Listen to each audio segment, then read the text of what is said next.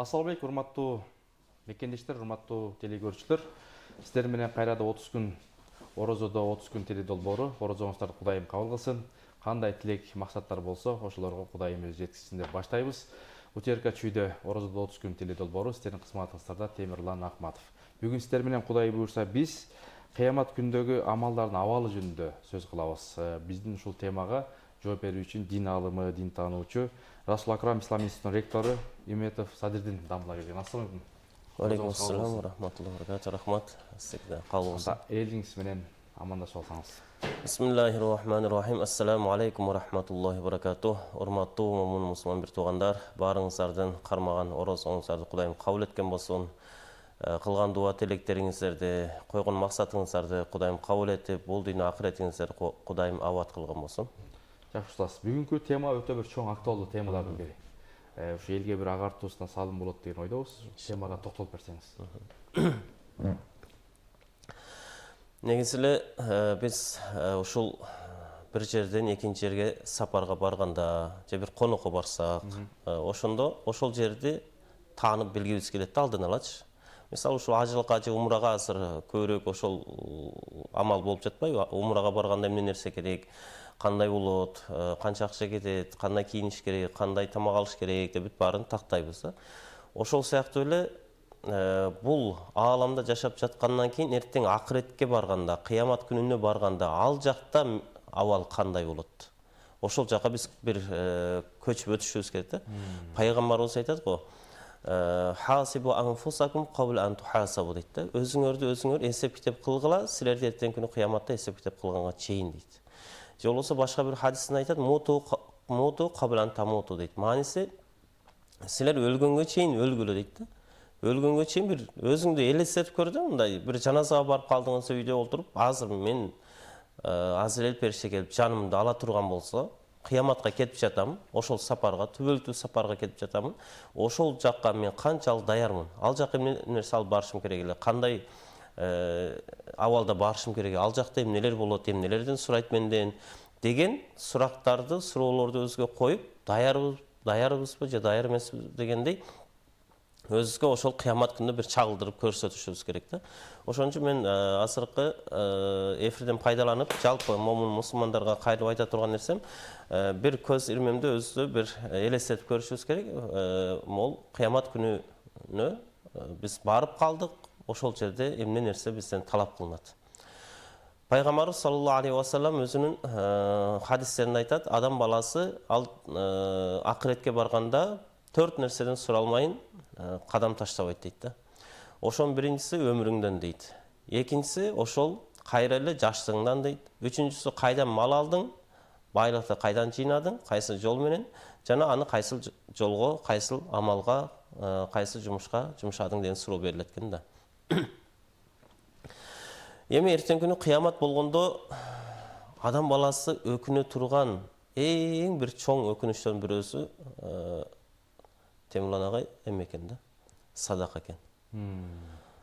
Алла Таала бул жөнүндө Куранда айтат: "Ва анфиqu mimma razaqnakum min qabla an yati ahadakum al-maut" дейт.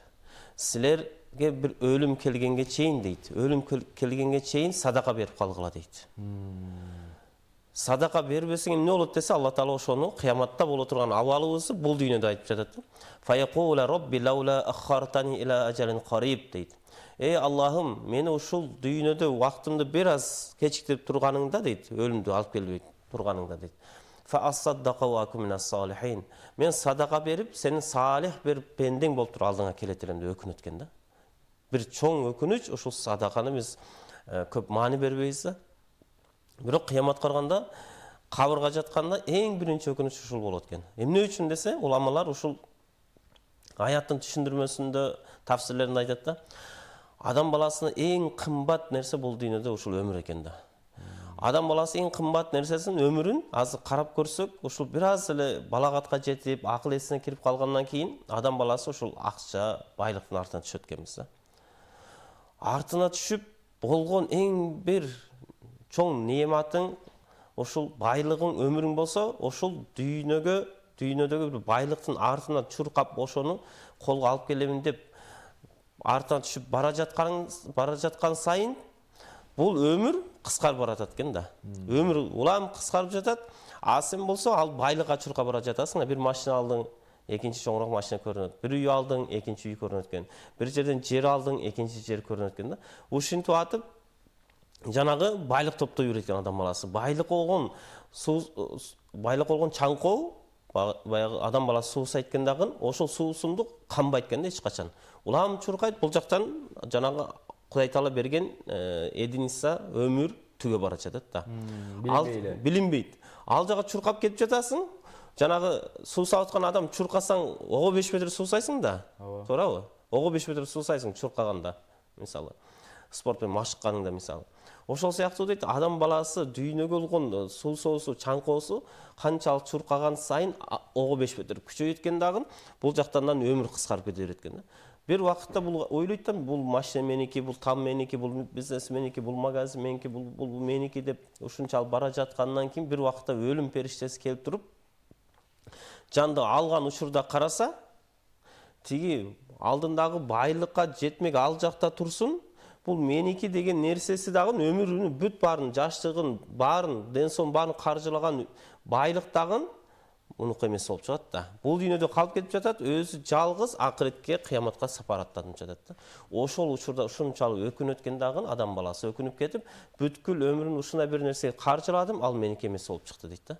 Ошол жерде Алла Таалага айтат экен: Аллахым, менин өмүрүмдө бир аз убакыт коюп турганыңда, мен ошол топтогон байлыгымдан садака берип, сен алсыңа салих бир жакшы пендең болуп келет элем деп адам баласы өкүнөт дейт да. Көрдүңүзбү? Бирден бир адам баласыны кыяматта жанагы абалдан, ушунчалык коркунучтуу абалдан куткара турган нерсе ушул садака экен да. Пайгамбарыбыз ушул садака жөнүндө мен аяттарды окуп ушунчалык садака жөнүндө таң калдым да. Пайгамбарыбыз айтат да: "Иттакуннар" дейт. Тозоктон өзүңөр сактагыла дейт. "Олау бишикки тамуратын" дейт. Жарты курма болсо дагы берип дейт да. Көрдүңүзбү? Караңыз, Караңызчы. эскертип атат. Эскерип жатат да. Садаканын орду ушунчалык өйдө экенин түшүнүшүбүз керек да. Эчтекем жок десең, жоктон жарты курмаң бар дейт да, мисалы. Бир курмаң болсо, жартысын бирөөгө бергенге, же бир наның болсо бүгүнкү күндө жарымына бирөө муктаж болуп турса, ошол жарты нанды өзүң алып калып, жарты курманы, жарты нанды берип, өзүңдү түбөлүктүү азаптан сактап кал дейт пайгамбарыбыз. Караңызчы, канчалык садаканын орду ушунчалык экен да. Эртең кыямат күнү адамдардын абалы ушундай болот дейт. Алла Таала Кур'анда айтат да. Аятта ушундай бир аят бар экен. "Вала юсалу хамимун хамима" дейт. Хамим деген ушундай жакын дос айтат экен араб тилинде. Баягы хаммам деп коюп атабыз го. Хаммам дегенде эле баягы ысык жер болот да, баня, ысык жерди хаммам деп атпайбыз. Хаммам деген араб тилинде ушундай ысык суу, кайнап жаткан сууну айтат экен да. Ошон үчүн ысык болгон достор дейт. Эртең күнү кыяматта ла юсалу хамимун хамима бири-биринин абалын сурашпайт экен да. Караңыз, мындай сырттан дос болгондор жөн коелу. Жакын болгон достор ушундай кыяматка барганда бири-биринин абалын сурашпай калат дейт. Андан кийин ошондо Алла Таала айтат: "Юбассарунахум". Ал жерде сен көзүңө досуң, ата-энең, бир тууганның, санаалаштарың баарын көзүңө көрсөтөт дейт. Кыяматтачы. Ушундай карап баарын көрөсүң дейт. Бирок ошол учурда караңызчы, Алла Таала кыяматты бизге чагылдырып бул дүйнөдө мындай эфирге тасма кылып көрсөтүп берип жатат да. Яваддул мужриму лау яфтади мин азаби яумайдин бибани дейт.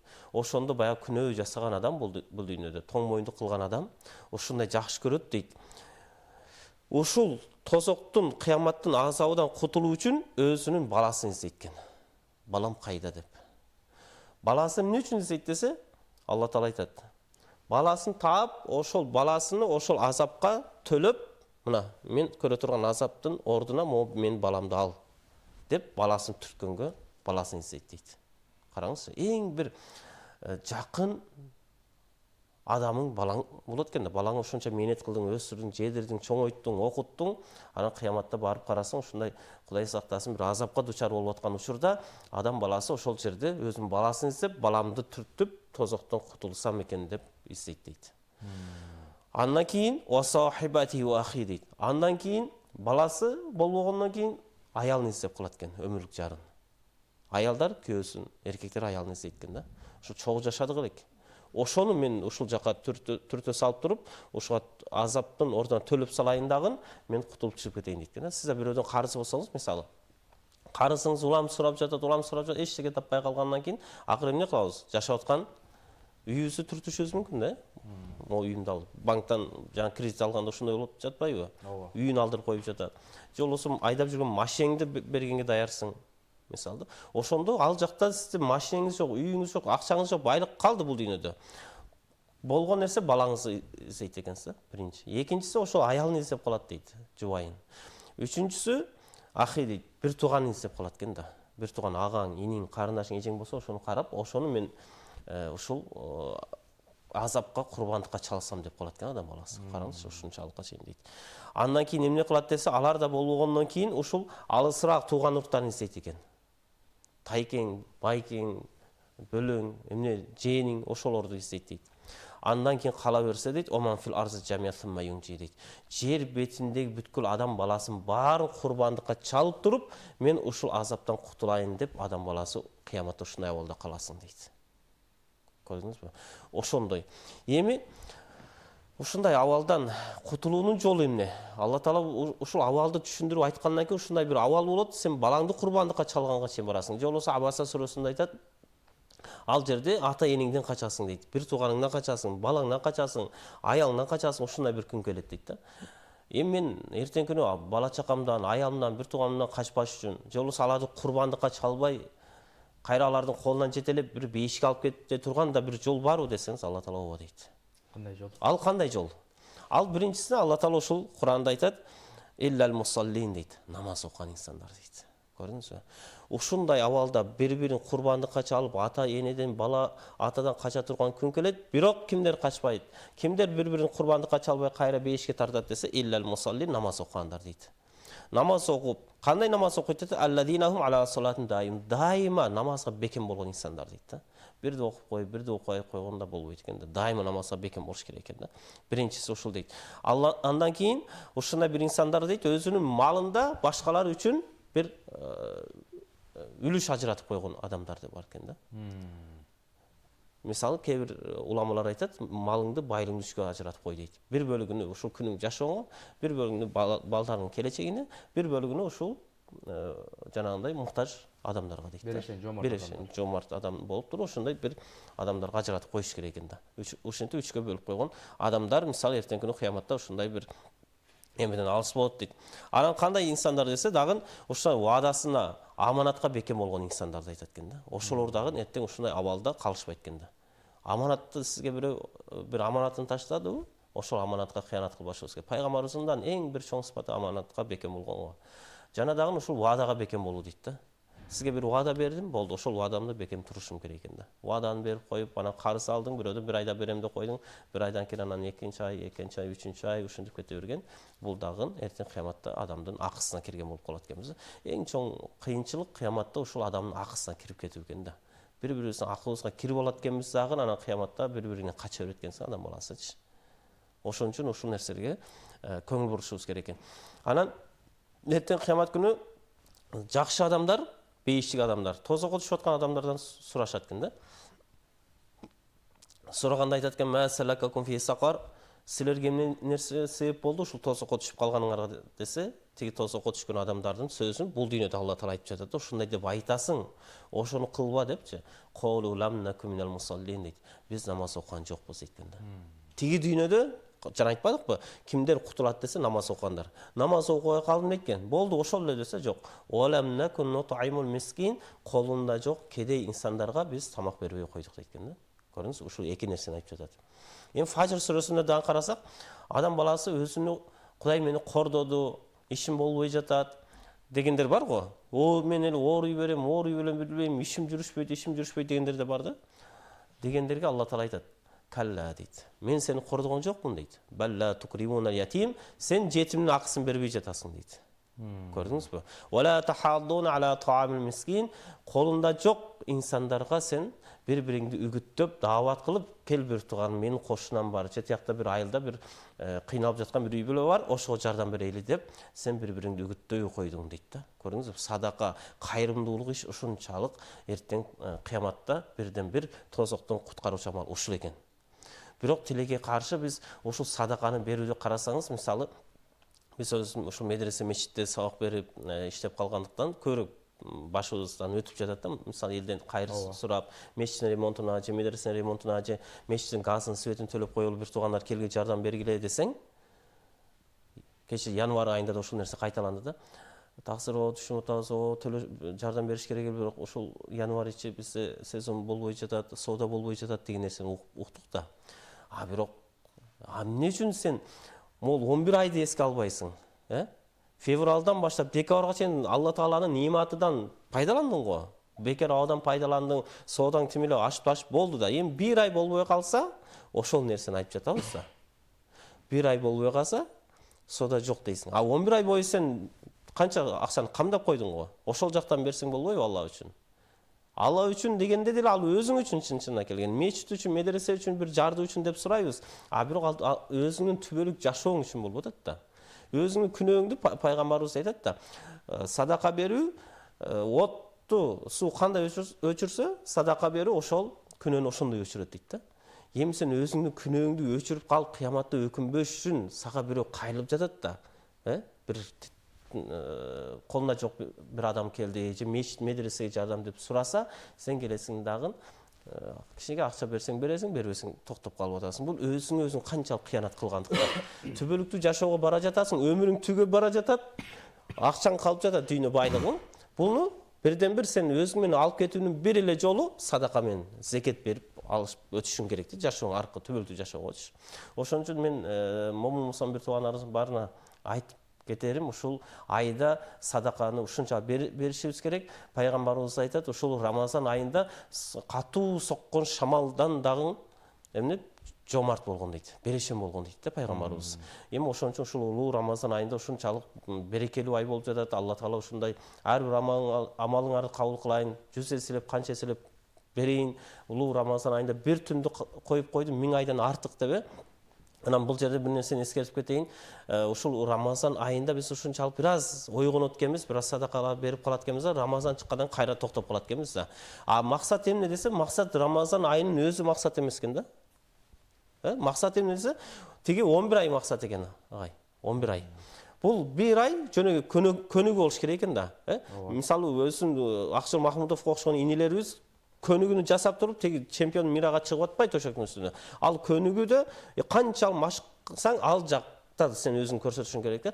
Бул 1 айда ушунчалык машыгыш керек, нафс менен күрөшкөндө машыгып өзүңө ушундай бир адатка айландыргандан кийин, анан Рамазан айы чыккандан кийин чыныгы Кудайдын кулусуңбу же кандайсың?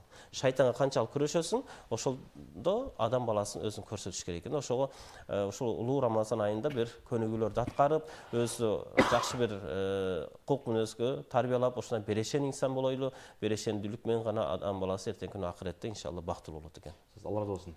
50 секунд убакыт калды. Дуа кылып коюңуз. Амин. Бисмиллахир-рахманир-рахим. Аллахым ушул улуу Рамазан айыбызды берекелүү кылып, өзү ыраазы болгондой кармоону эмки Рамазанга чейин жетүүнү Кудайым насип эткен болсун. Сиздердин ишиңиздерге дагы Кудайым ийгилик берсин, ден соолук берсин. Ушундай бүткүл адамдарга, бүткүл момундарга пайдабыз тийишин Кудайым насип эткен болсун. Кыяматта өкүнүүчү инсандардан кыла көрбөсүн Кудайым. Кыямат күнү пайгамбар саллаллаху алейхи вассаламдын шапаатын баарыбызга насип этип, ушул жакын ата эне бир туугандарыбыз менен баарыбызды бейиш бактарына жолуну Кудайым баарыбызга насип эткен болсун. Раббана атина фид дунья хасана ва фил ахирати хасаната ва кина азабан нар би рахматика я архамар. Орозоңуздар кабыл болсун. Дин алымы Үмметов Садырдин Дамла буюрса керемет насихат айтып берди. Кудай Таала баарыбызга котту кылсын. Кудай Таала баарыбызды берүүчү колдордон кылсын, ушул кыяматтын тозоктун жамандыгынан сактасын. Устаз айткандай буюрса жакшы амалдар менен Кудай буюрса ошол жүзүбүздү жарык кылсын, эки жөнүндө шерменде кылбасын. Кийинки оодон амандашканга чейин саламаттаңыздар.